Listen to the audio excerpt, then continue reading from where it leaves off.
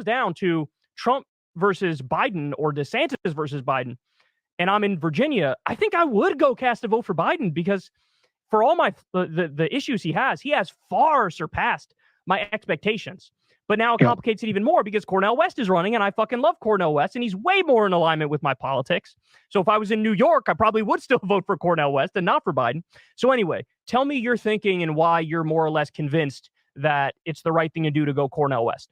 All right, gotcha. A lot to respond there. Yeah, sorry about that spiel. No, you're great. That's a lot of good stuff. So first of all, I do live in a safe state. I live in Missouri, which is 100% going to go red. It does every year, at least, during my lifetime. At one point, not so much. But nowadays, solidly red state.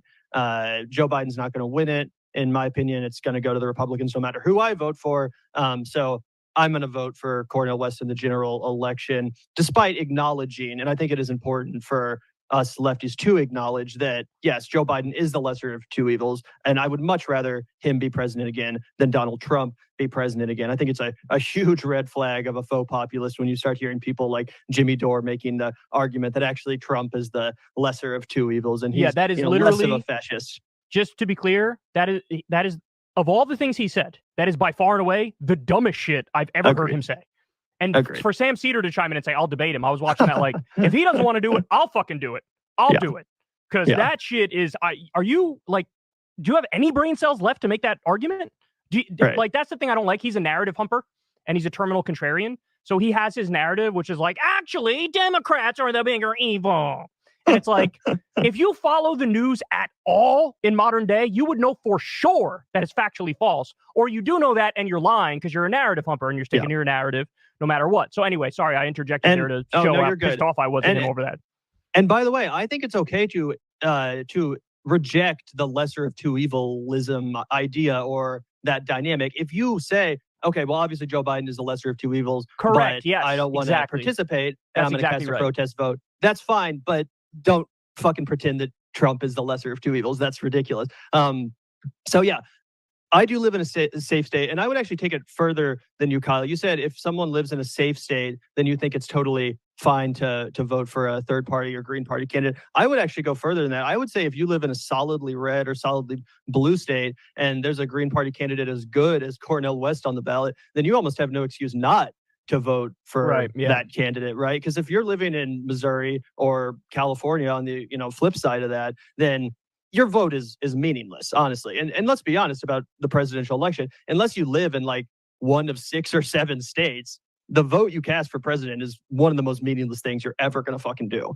Because of the Electoral College, it doesn't matter, honestly, unless you live in fucking Georgia, right? At this point. So I think that's something that needs to be said, and I wish that more people would understand how meaningless their vote for president is, because if more people employed my logic of, well, if I live in a state that's definitely going to go red or definitely going to go blue, so therefore I might as well just vote for the Green Party. I think if more people realize that, then the Green Party by now would have reached that 5% threshold that is necessary to get federal funding, and that's another reason why I'm very committed to getting Cornel West to 5%. I think that, yes, ranked choice voting is massively, massively important, and that we do need to work on making that a reality before, third-party candidates can truly flourish. But I think almost equally important is getting the Green Party to 5% in a national election. That way they can get federal funding and matching funds. That'll make them a much more formidable force in the next general election. And also, I think that there is definitely a lot to be said about ranked choice voting. Zach and I are huge advocates of it. And I think it's hugely important for the third party movement. But if you do look at some previous examples of third party victories, one that Zach and I have studied is Jesse Ventura's election as a third party governor in Minnesota. It actually was him getting on the debate stage that really made a difference in that. He was far, far behind in the polls, losing to the Republican Norm Coleman and the Democrat Skip Humphrey, who were much more established politicians in the state of Minnesota. He was like far behind them, basically just considered like a joke candidate until there was debates. And then Jesse Ventura, through his ability to contrast his populist perspective with the corporate Democrat and the corporate Republican, it immediately changed, basically overnight after that debate. Now, obviously, not everyone is as talented and charismatic as Jesse Ventura, but I would argue that Cornel West comes pretty close. And if we could get a Ross Perot kind of situation where he is able to, crack 10, 15% in a general election poll and get on the debate stage, I think that would be huge. I mean, I think that would be a fucking earthquake. Like, people would immediately wake up and realize this is okay, go ahead. Yeah, let me interject, because Ross Perot is actually the example I was going to bring up, which is the example of the most successful independent run for president at the national level. And he got, I believe the number was, I'm actually trying to look it up right now, but I think the number was 18%. Yeah, I thought it was 19. Okay, 18% of the vote. It's like 18 and change, but it's not quite 19. But he got 0 electoral college votes. And also, it's widely agreed upon among historians that he's like the main reason why Bill Clinton won. Was able to win, right? So in a weird way, that sort of makes the resistance liberal argument where it's like, okay, so do you want to hand it over to Trump by giving a significant chunk of the vote to a third-party candidate who's not going to win, and just sort of split the vote of anybody who's center or left of center and just hand all the right-wing votes over to one person? Because obviously Cornel West is on the left, so he's going to take more, in theory, from a Democratic candidate. So look, my point is this. I think we should, if you get rid of first past the post voting and you do ranked choice voting and you get it tomorrow, I would literally be like a Green Party cheerleader. I would become like an evangelist for them. Because then then you are, by definition, you're serious. Because even whether or not people believe in the idea of a spoiler or they don't, it almost doesn't matter, because it's all about the perception of people that there is a spoiler effect, right? And that's real, that people have a perception of it, even if it's true or not. And so, but if you do ranked choice voting and get rid of first past post voting, then you immediately get rid of any objection to having an independent candidate or a third-party candidate. And then I genuinely think overnight, the Green Party becomes more viable. The Libertarian Party becomes more viable. You could come up with some new party. You could run as an independent, and that would become more viable. So I guess my frustration is in this discussion, everybody always puts the cart before the horse.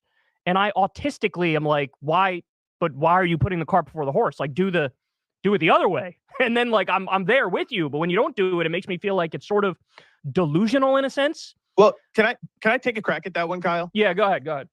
I think that what it is, and this would be my pushback, right, is just that, and maybe you have a different experience. I wonder if it's a little bit, if more people are plugged in the DC area. But I feel like the reason that a lot of people put so much pressure on the the 4-year cycle, of presidency, is it's because that's when you get people's eye on the ball, and I do understand that you're playing with fire when you're dealing with a third-party candidate and you're facing a guy like Donald Trump. But I think that the worry is that it would be infinitely more difficult because of how stressed out everybody is, because of how spread thin everybody is, and because the media machine already trains everybody and is incentivized to keep their eyes on the horse race, because that's a profitable mechanism. I think a lot of people just feel like it can be harnessed to get a third party off of the ground in a way that it might not be able to be harnessed to get something like ranked choice voting off the ground. And I think that as a YouTuber, obviously we're completely jaded, right?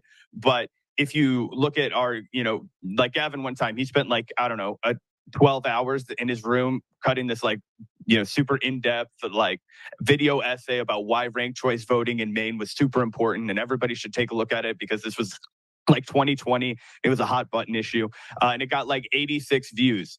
You start making clips about, the horse race, electoral politics, you get a lot more engagement. So I just think that's why people, decide to put the cart before the horse, is because otherwise, that horse might not move.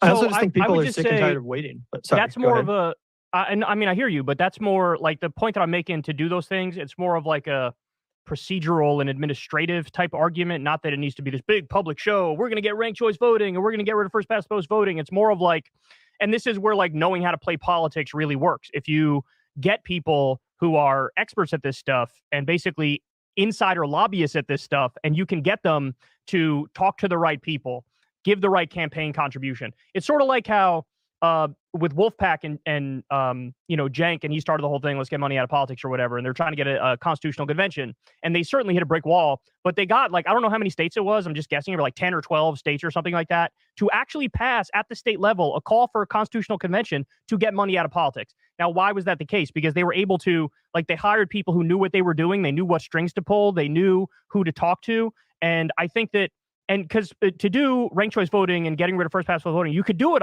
on a state by state basis. And so I think like you actually can get that done. And by the way, Andrew Yang, for my many flaws, for the many flaws he has, my many disagreements with him, when he started his Forward Party or whatever, one of their main things was like, we want to get ranked choice voting everywhere. And like my counter argument to him was like, you should make that like your only thing. Like this should be a single issue attempt and not even necessarily a political party. But like, I guess my point is I don't think it's possible until you get rid of first past the post voting and you get ranked choice voting. So I just wish people were a little more serious about the steps to get this stuff accomplished. And I don't really see that happening. But I will say, I do sort of co-sign the idea that, you know, in safe states in particular, it is a good, like, I think you should sort of cast the moral vote and the virtuous vote. I sort of agree with Gavin on that point. I just don't want to give people false hope about it in the sense that I'm like, hey, with you doing this, it's going to like usher in the revolution, because it's not. It's like until we get rid of those structural things in the way, I kind of view it, is my final point, then I'll let you guys talk. I kind of view it as self-disenfranchisement, right? Like Cornel West is running in the Green Party, or it was the People's Party, and thankfully he listened to his critics and went to the Green Party. That was a good move. Yeah, free tweet. But like he would be polling way higher if he ran as a Democrat. And I think everybody knows that, right? Like when Jill Stein ran, she actually had a good run compared to other third-party runs. And one time she got like 3% or something like that, which again is good for a Green Party candidate. Whereas Bernie Sanders got like 45% of the vote, and he's basically like a Green Party candidate who's running from within the Democratic Party. You know what I'm saying? So however rigged people think it is by the DNC against progressives, and by the way, there are a lot of structural hurdles there, and they do try to put their thumb on the scale, and they do influence it in a negative direction. But however rigged that is, it's like 10 times more rigged the third party way, and that's why I get frustrated. And honestly, I blame myself a little bit, because I was, you know, I view politics in a very like principled morality, what's the right way to do it kind of way. And I sort of let that cloud my logical judgment in terms of how to actually win and actually get W's on the board. And so I sort of fed into this hysteria of like the third party stuff. And you have these people who have become totally nihilistic, and they'd rather like, you know, you hear people say like, I don't want to do, like doing nothing is actually morally superior. And it's like, no, that's not accurate. Yeah. Anyway, the accelerationists and all that stuff. 100%. And to be honest, you talk about the false hope that the Green Party represents. Yes, are there a couple like terminally online people that think that like voting for Cornel West 2024 is going to usher in the revolution and be the end of the duopoly? Like, yeah, I'm sure there's a couple of those people out there.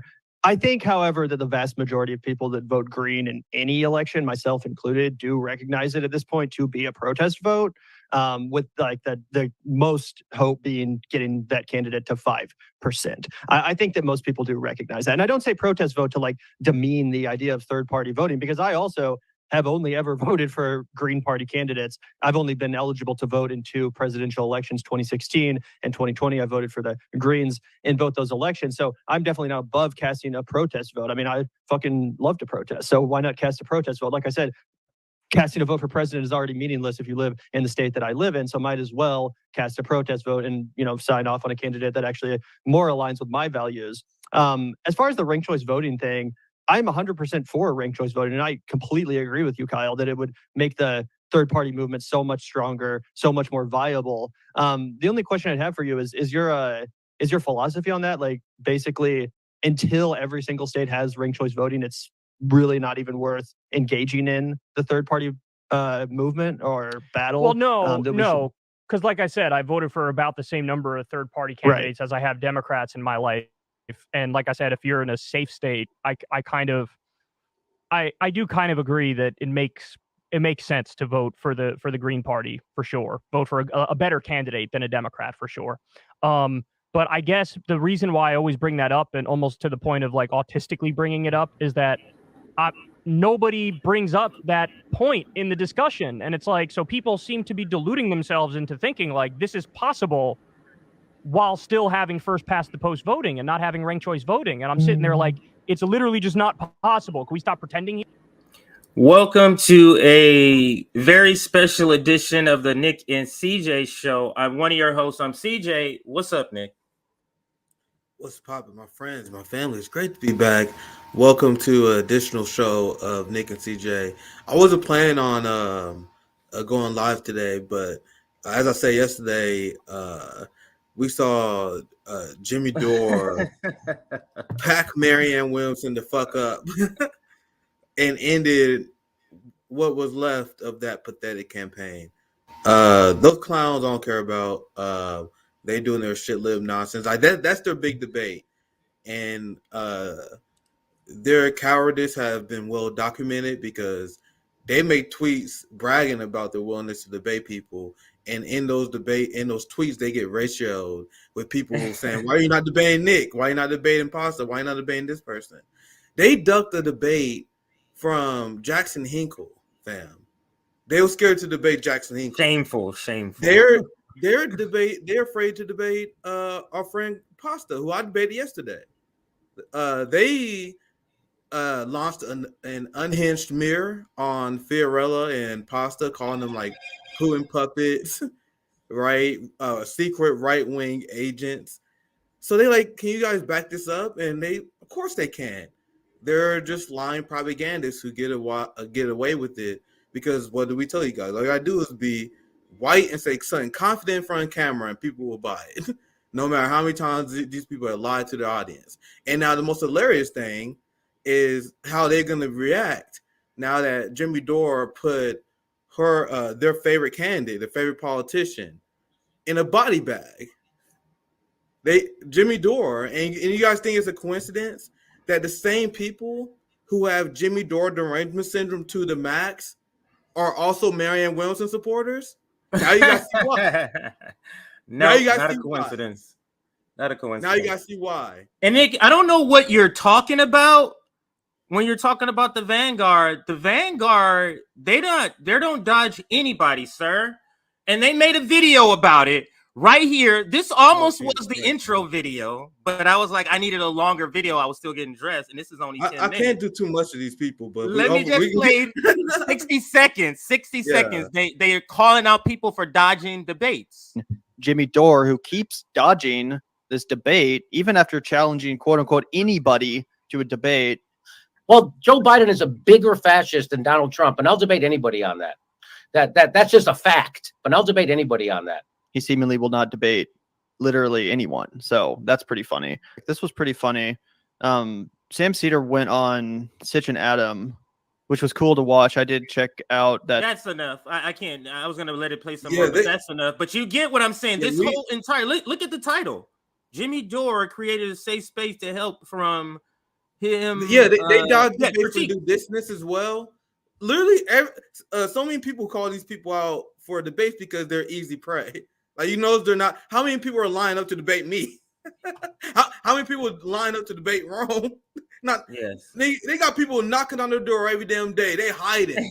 They're hiding in their own shit live safe space. Marianne Williamson is safe in their safe space. How many times did Marianne Williamson had interviews with Kyle Kulinski in the Vanguard where they just getting along? She's looking great for the audience because they know what buttons not to touch. She goes on RBN, she rage quits. She goes on Jimmy Dore, her campaign gets buried in front of 14,000 people. She was a candidate and a political figure that was a product of softball interviews by the Bernie Media Industrial Complex. And it's funny because they actually did a disservice to her because by holding her hand, they have her unprepared for moments when she run into a Jimmy Dore. When she ran into me, I call her out for a two-state solution nonsense, and then she ended up calling me a mansplainer. And I was talking to Steph, and she's surprised she didn't call Jimmy a mansplainer. I'm still confused about that. This is my assessment, and I'll own it. She feels comfortable. Like, she uses that tactic anytime she can, but she feels most comfortable in using it and presses it harder for people she feel is less than her.